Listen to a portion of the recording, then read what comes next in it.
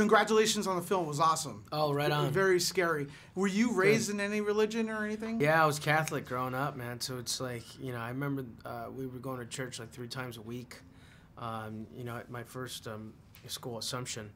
And, you know, I went from Assumption, St. Casimir, St. Nick's to, you know, Marist High School with the Marist Brothers or whatever. And so there was a lot of religion in my household, and my mom was very religious as well. We always went to church. But you know, growing up like that, you always had to study about, you know, the devil as well, or the Antichrist, or, you know, studied about the angels or whatever. And that, I think, you know, well, I know that a lot of Latinos grow up like that, you know, so that's what makes them really, you know, liking, you know, this type of, it's the other side of it, you know.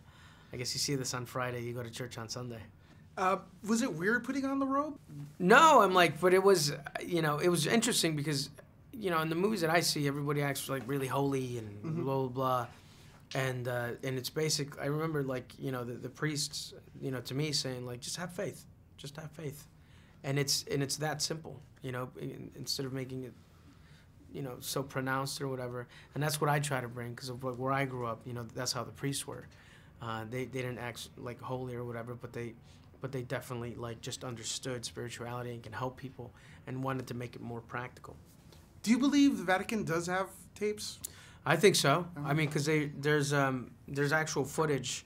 I think you can go on, like, I think maybe YouTube has some, where, you know, the Pope goes to a person who's been, you know, like, might have been, had the Antichrist in him or, like, been in that sphere.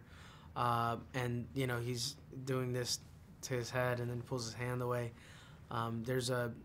There is tapes out there about, like, actual exorcisms.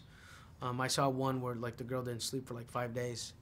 And she was, you know, doing weird things with her body. And this was an old movie. I think it was 1928. And you just can't help it, but I'm like, this kind of stuff, like, might exist, so that's what makes it even scarier. Father Lorenzo has a military background, correct? Lozano, yeah. Lozano, sorry. Okay. Was that a wink a little bit to Fury? Maybe? No. No? No. You know, I thought that it was cool because he just came back and, you know, he worked with those guys and he's seen, like, a lot of evil. And, you know, it's tough. War is tough on anyone, you know. But I think he wanted to change his life, you know, and help people and instead of, you know, go off, and he wanted, I think, you know, get rid of all those old memories and stuff and, you know, be on his own plight.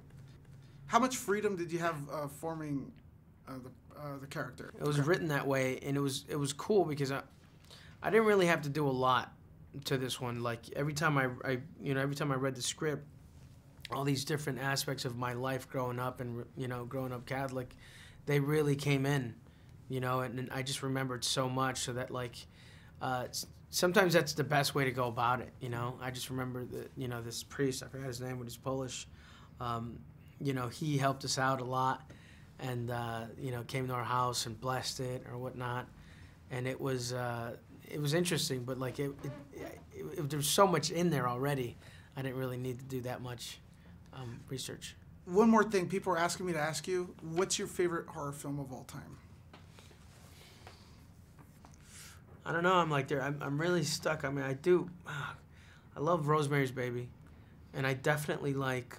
I guess that one and Nightmare on Elm Street, the first one. Oh, good choice. Yeah, I mean, I remember just, you know, her going up, and it's just these weird things like on the ceiling, and you're like, don't go to sleep. That's a really great concept.